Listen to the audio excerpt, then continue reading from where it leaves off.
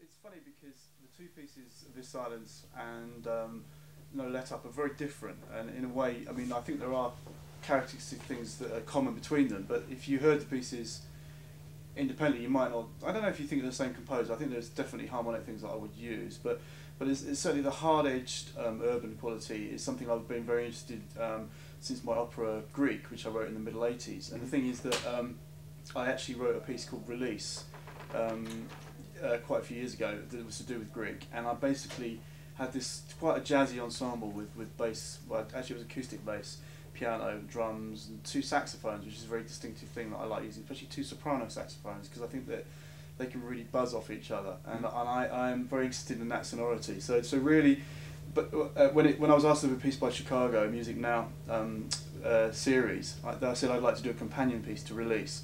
So it sort of stems from quite a long way back, and in some ways, I wrote this piece in 2003, I think.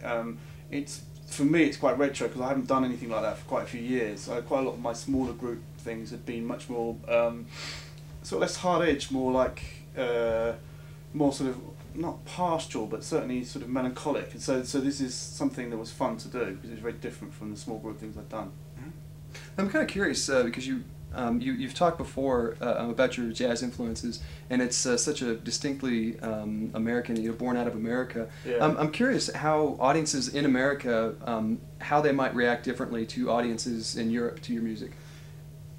Yeah, it's very positive here because I think it's the same with the players. They understand the idiom. Mm-hmm. So in a way, it's funny because I'm bringing something back that's influenced from that. I'm very interested in American music. In fact, there is a thriving jazz scene in England or in the UK, but to be honest, the people I work with are mainly American. I'm much more interested in American jazz. I mean, there are a few exceptions to that, and I think there's a generation now coming up. But so it's sort of a bit dangerous in a way to bring something back that's influenced. But I think there are European composers, and I don't feel particularly British. I feel European.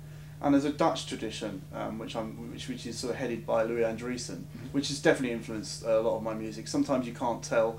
Sometimes it's more obvious, as in No Let Up, which I think is very much sort of Stravinsky, Louis Andriessen influence, and that I'm very interested in that sort of music. So and it's funny because I don't use so much obvious repetition in pieces, but actually, funny enough, in No Let Up, it has whole chunks where things repeat exactly for sort of pages and pages, which for me, and it's not minimal music, but that's really from the Stravinsky idiom, which Stravinsky is very important to me.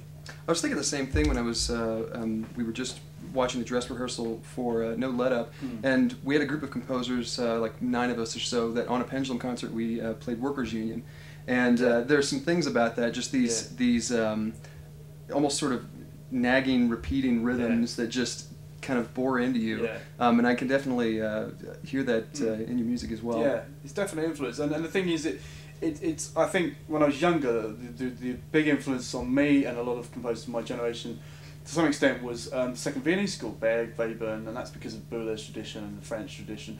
But the older I get, the more important Stravinsky becomes to me and quite a few composers of my generation. He's a very important figure, and he's certainly important to Louis Andriessen. So I think this has had a huge effect on me. Yeah. So I'm curious as well. I mean, obviously you've done a lot of listening to jazz and classical music, but what are you listening to right now? I think you know this answer. What I'm listening to right now is I've become absolutely obsessed with Led Zeppelin for some very, very strange reason. It's very odd because it's very... You think I've grown out of that by now. The thing is, I never knew it when I was younger, not particularly. And I didn't even like white rock music very much. I was very snooty about... I was really into Marvin Gaye, Funkadelic, Parliament, anything that was really black. And I didn't like any white copies of anything. But for some reason, I've just completely got hooked on Led Zeppelin, and I know a lot of younger kids now, especially in England, are listening to it. It's become quite fashionable again, and that isn't the reason. It's partly because I've got John Paul Jones is a really good friend of mine, the bass player, so that was my in. But in a way, I knew him as a person and a friend, not as a person who was in the band. And so I saw the reunion recently, and to see him playing up on stage is sort of rather bizarre for me because he's now got short hair and he looks like, I mean, he is a granddad. In fact, they all are. But it's just strange. But I think there's a power, a visceral power about that music, which is really strong, and I'm very interested now the electricity between those players. I know Bonham's obviously not around, died in 1980, but there's something electricity that I'm very interested in, and I think it's going to influence me in the future, because I think there's something really explodes between these players that is unique, and it's to do with rhythm, it's to do with the empathy with each other. But I think that's very powerful, and so I suppose I'm sort of slightly obsessed with that at the moment. I'm sure I'll grow out of it. All right, well, I think we're about out of time. Okay. We've got to get to the concert here. Yeah. But thank you so much for talking with Thank me. you. Really nice and to it's meet been you. really wonderful to meet you. And yeah. thank you for coming to Colorado. I hope you had a good time. Yeah, I had a great time. It's just, I know it's snowing now, but you know, no, it's beautiful. It's really beautiful. And it's been great to meet. And I love the way this university is really open, and there's no prescribed style. Everybody, you know, is allowed to freedom. I think it's very, very healthy, and I wished it was like that in a lot of other places. Thank you. All right.